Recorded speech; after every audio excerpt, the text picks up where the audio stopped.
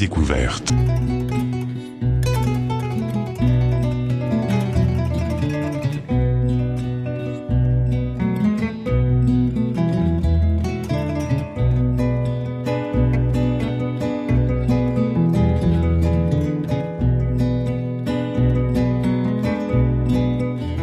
Messieurs, j'espère que vous allez bien. Aujourd'hui, Impact fait immersion à la mairie de Matam. Vous avez vu, je viens vous présenter monsieur de la délégation spéciale, monsieur Badra Koné, un jeune Guinéen dynamique qui a commencé en bas pour arriver haut, comme ça. Il n'est pas arrivé là où il veut, mais il peut être une source d'inspiration pour les générations futures. On va essayer de le découvrir, il va parler de lui, de son parcours, de ses perspectives, des conseils qu'il donne aux petits frères pour qu'on puisse avancer ensemble. Aidons les gens qui font du bon boulot. Les journalistes, je vous prie, au lieu de ramasser des informations, venez à la source, posez-lui des questions. C'est un jeune comme vous qui est prêt à ouvrir sa porte, même si à la maison c'est rempli. Ça n'a pas commencé par lui, par son père. Chez eux là-bas, tu viens, tout le temps c'est rempli. Venez à la source, aidons les jeunes qui nous aident. Parce qu'aujourd'hui, on a une forte chance en Guinée. On a un président jeune, gouvernement jeune. Aujourd'hui, même des gens qui n'ont même pas 25 ans sont dans les directions. Inspirons-nous d'eux, travaillons dur, tout peut arriver. Donc, je vous laisse découvrir M. Badra Koné, qui va vous expliquer un peu son parcours.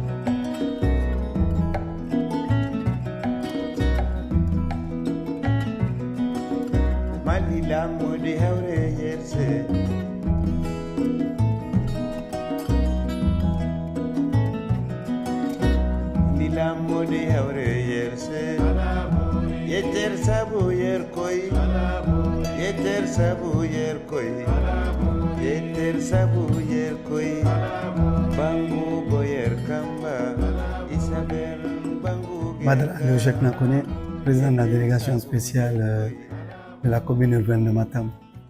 Vous pouvez nous parler un peu de votre parcours? Écoutez, je suis guinéen, né et grandi ici.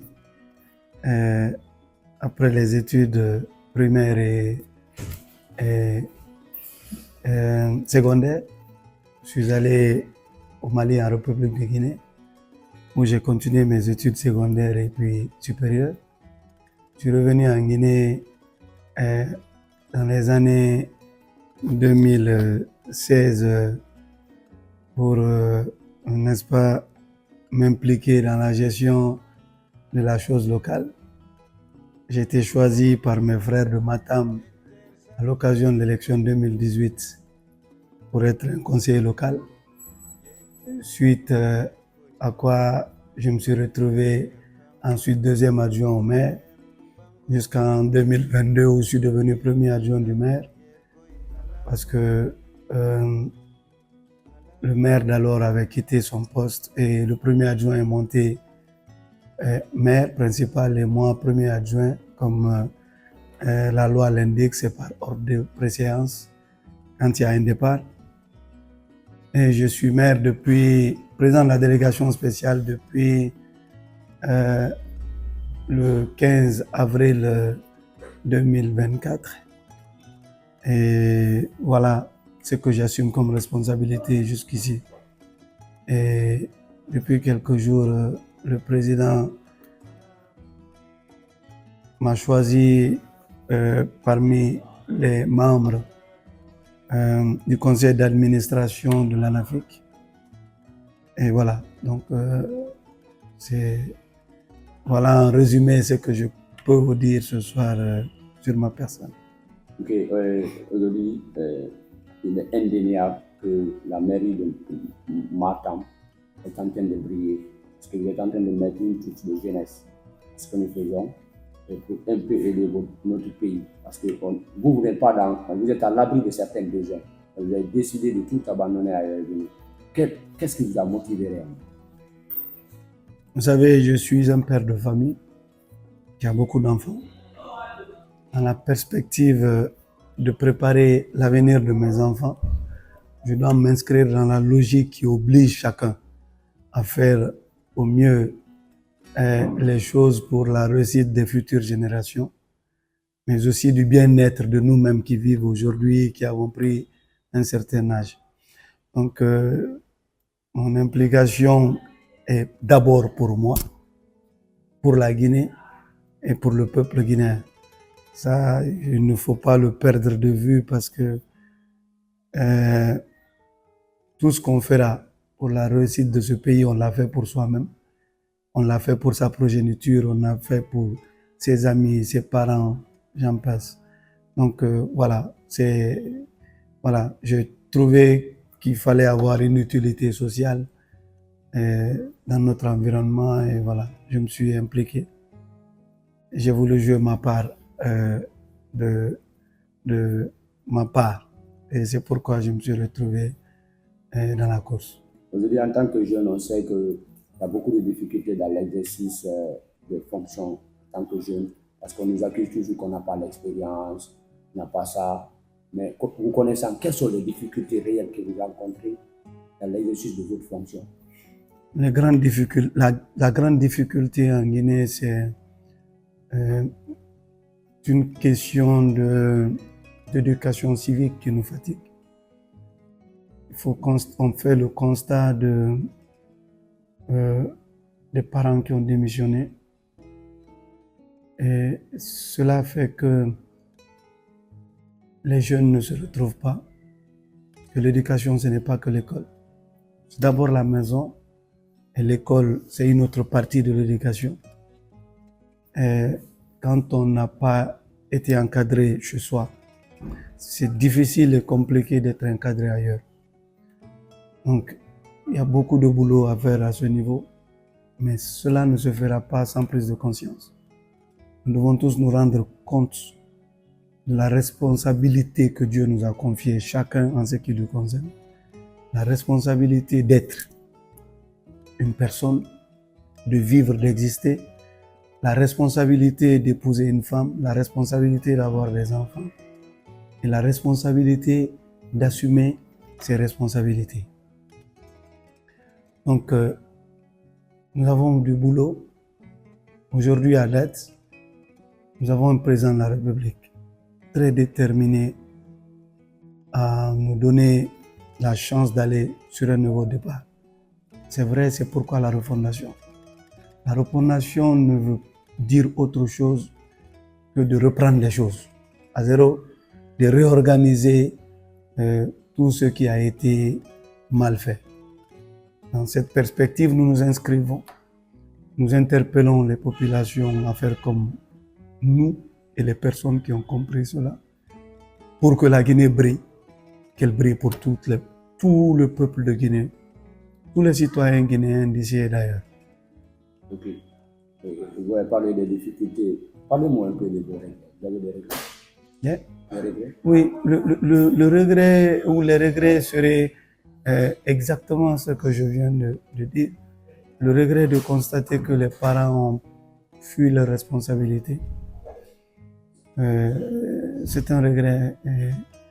Vraiment, la main sur le cœur, demander aux parents de s'impliquer dans l'éducation de leurs enfants, de prendre les dispositions pour, n'est-ce pas, faire en sorte que les règles soient respectées de part et d'autre. On a dans chaque État des droits, mais aussi des devoirs. Quand on réclame ces droits, il faut qu'on soit à même de faire aussi ses devoirs. Donc, cette responsabilité est importante. Voilà ce que je peux dire en ce sens. Ok, et depuis que vous êtes arrivé ici, Pour nous décrire un peu quelques projets que vous avez réalisés au sein de la commune, parce qu'on voit que la commune veut bien, même le bureau fait très fort, parce que vous êtes l'image de la commune. Si vous êtes, votre bureau est mal fait, ne pas parler des milliards avec quelqu'un pour faire votre bien. Est-ce que vous avez entamé, quels sont les projets que vous avez initiés ici? Écoutez, je me suis fixé une règle, la règle de faire le diagnostic des situations avant de m'attaquer à la résolution des problèmes. C'est-à-dire, quand on est arrivé dans la perspective, on a tout de suite fait en sorte de recenser les problèmes et trouver des moyens de solution aux problèmes. Et nous avons pu constater qu'il fallait assainir l'intérieur de la mairie avant d'aller demander les gens en dehors de s'organiser. Il fallait débarrasser la mairie de tout ce qu'il y avait comme saleté, tout ce qu'il y avait comme véhicules stationnés sans intérêt, tout ce qu'il y avait comme encombrant physique et tout ça. On s'est donné les moyens et l'intelligence de pouvoir réaliser ce projet. Nous l'avons réussi. C'était un premier signal fort pour dire que ceux qui sont venus s'imposent eux-mêmes une rigueur pour que ce soit bien fait à tous les niveaux. Il y a eu ça. Nous avons eu la chance cette année d'être accompagnés par le gouvernement guinéen. Le président de la République a instruit à ce que toutes les mairies de Conakry aient des accompagnements dans la réalisation de leur programme annuel d'investissement. De l'histoire de la création des mairies de Conakry, c'est la première fois. On a été doté de 20 milliards et les 20 milliards nous ont permis de nous attaquer à 4 chantiers majeurs à Matam, notamment le centre de santé de Madina, la rénovation et l'extension, construction en R+1 de notre bâtiment, la maison des jeunes de Bonfim qui était IGEC à l'époque, mais construire en R+2 avec plusieurs choses possibles. Et aussi la maison des jeunes de Hermakono et l'école primaire de Hermakono. Donc nous avons bénéficié de cet accompagnement. Nous-mêmes, sur place ici, nous nous sommes attaqués à plusieurs autres choses, du comment avoir l'intelligence de débarrasser Matam dans son ensemble des ordures. Et cette technique aussi a avancé. Nous avons une direction dédiée à l'assainissement qui travaille matin, midi, soir. Les PME sont actifs dans les quartiers. Et donc voilà. Donc ça c'est un peu les problèmes factuels qu'on a trouvés qu'il fallait résoudre. Donc voilà, ça avance. Nous sommes sur plusieurs autres choses. Mais nous ne voulons pas nous perdre, nous ne voulons pas nous attaquer à tout.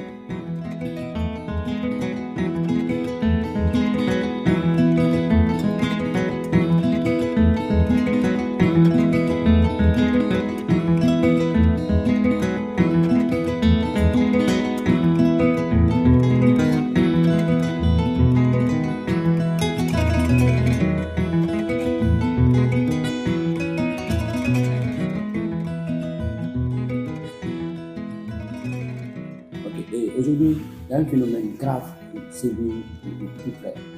Les jeunes, le désespoir les amène. Il y a des ghettos partout. Des gens que nous, par exemple, nous, on n'a pas connu. Hein? Quel conseil donnez-vous aux jeunes qui sont dans les ghettos, qui fument de la drogue dure? Quel est le conseil que vous donnez? Écoutez, le constat est alarmant. Je vous l'ai dit tout de suite, j'insiste sur le fait que les parents ont démissionné. La démission des parents nous a conduit à plusieurs choses qui ne marchent pas dans ce pays. En fait, pour moi, c'est là le problème. Un jeune, un enfant, est né d'un père et d'une mère. il a un droit, le droit d'être encadré par le père et la mère, une obligation parentale. Si cette obligation parentale n'est pas effective, l'enfant est laissé pour compte, il est abandonné, il fait comme il veut, ça ne marche pas. Pour la plupart de ces ghettos sont envahis par les jeunes d'ici, nés et grandis ici, qui ont des concessions familiales. Au vu et au su de leurs parents, ils fument la chicha. Le jeune de 13 ans, 14 ans a le droit de fumer la chicha devant le papa de 60 ans, 70 ans, 80 ans, sans reproche. Le papa même trouve que c'est normal, c'est une chose qu'on peut faire et tout ça. C'est tellement dommage. Donc, mon cher frère, c'est d'abord les parents qui doivent faire une prise de conscience. L'État jouera son rôle. L'État jouera son rôle. L'État a les moyens et se dotera des moyens pour faire en sorte que ça s'arrête. D'accord? L'État sait le faire par deux manières. Par la manière de la sensibilisation, mais par la manière forte aussi. Parce que l'État a ses moyens. Donc, c'est un peu ça. Maintenant, personnellement, en tant que jeune, les parents, vous pouvez parler des responsabilités. Quel est le conseil en tant que jeune que vous donnez? Parce que nous avons tous vécu l'adolescence là. Des fois, c'est pas seulement les parents, des fois l'entourage, la fréquentation des enfants font. Des fois, les parents ne connaissent pas. Les enfants bien nés, pas seulement dans les ghettos, quoi. Ils se retrouvent dans les ghettos. Les jeunes, surtout les jeunes filles, aujourd'hui sont tous avec eux. Je n'ai même plus les garçons. Un constat que je fais permanemment dans les boîtes et autres. Quel est le conseil en tant que jeune? J'insiste sur le fait que les parents ont un grand rôle à jouer. L'influence de ceux qui viennent après vos enfants à la maison peut amener vos enfants à dérouter. C'est un fait. Mais quand on est exigeant, on suit à la lettre l'éducation de ses enfants, on ne permet pas l'amitié de ses enfants avec tout le monde. Ça aussi, il faut le savoir. Vous voulez que vous regardez dans la caméra. Cela aussi, il faut le savoir. Regardez dans la caméra, vous parlez à ces jeunes que vous regardez. Maintenant, aux jeunes, moi je leur dis, ils peuvent prendre, pour exemple, certains jeunes, entre autres, moi, leurs frères. Moi, je suis venu, je suis de Matam, né, grandi ici. Ils m'ont vu me battre pour assumer les responsabilités que je suis en train que j'ai aujourd'hui. C'est une inspiration. Ils m'ont aidé à faire campagne. Ils m'ont aidé à faire les porte-à-porte. Ça là, ce n'est pas autre chose. C'est le fait que j'ai fait une prise de conscience. Je me suis dit, je suis citoyen d'ici. Personne ne viendra faire d'ici l'Eldorado si ce n'est pas nous. Parce que c'est chez nous, nos papas ont construit ici, nous-mêmes nous vivons ici. Donc, tant qu'on peut s'impliquer pour faire d'ici, nous allons pouvoir le faire. Donc, je n'ai pas été accompagné par des étrangers, j'ai été accompagné par les enfants d'ici, les jeunes d'ici, les vieilles d'ici, les vieux d'ici, qu'ils me prennent pour exemple, qui s'impliquent, qu'ils acceptent d'apprendre. La mécanique, c'est un travail. La maçonnerie, c'est un travail. La chaudronnerie, c'est un travail. Tout métier est un métier, est un travail. Qu'ils apprennent quelque chose au moins pour qu'ils vivent de leur travail. Ils vivent du fruit de ce qu'ils feront comme effort. Ça, c'est important. Je leur interpelle à faire une prise de conscience, à se dire, mon ami, il est dans un Range Rover, je peux l'avoir si je travaille, si je travaille dur, honnêtement et sérieusement. Ok. Maintenant, quelle est la perspective que vous avez? Parce que ce n'est pas une interview longue.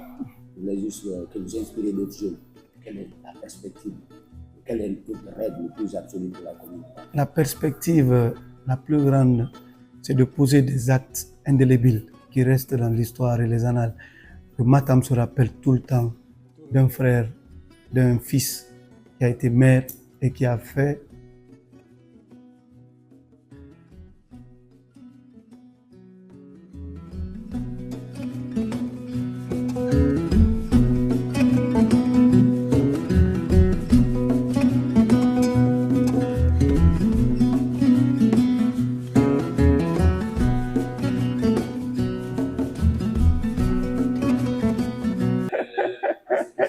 Ça, c'est un fils